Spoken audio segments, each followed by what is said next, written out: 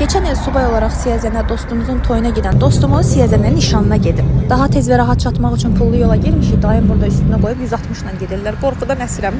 Axır gəlib çatdıq, tanış olun, bu da bizim Kuruq.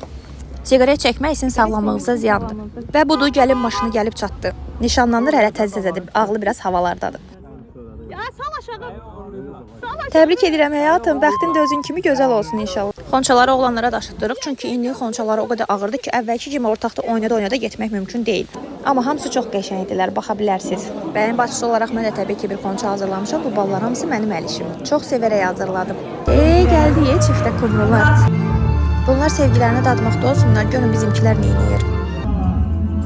Ara yerdə yerimizdən əylənməkdən oturuq təbii ki. Həri mərasim oldu, böyüklər öz xeyir dualarını verdilər. İndi Şirinçay öz sahibinə gəlib çatır.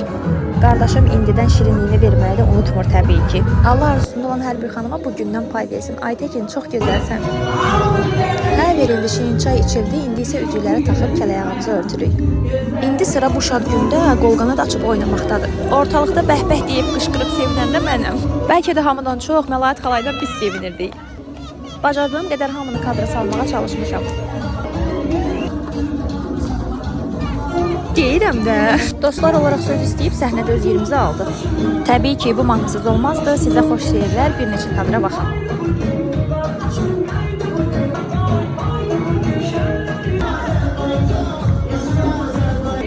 Adət üzrə yallımızı da gedirik. Sevgi sizə nə gözəl yaraşır. Balları paylamağı unutmuruq təbii ki. Sizə nə olub? Durun, getdi oynamağa. Səhnə Naxçıvanlılarındır. Hər baxanda kövrəldiyim ata-qız rəqsi. Arada illər qədər fərq olsa da, yaşanacaq mənzərələr demək olar ki, eynidir.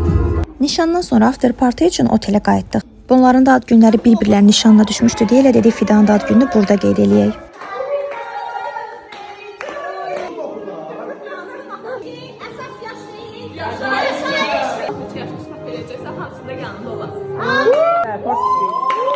Qrupun son subayına da başını bağladığımıza görə rahatlaşa bilərik. Ayda, hələ bu qalıb ki...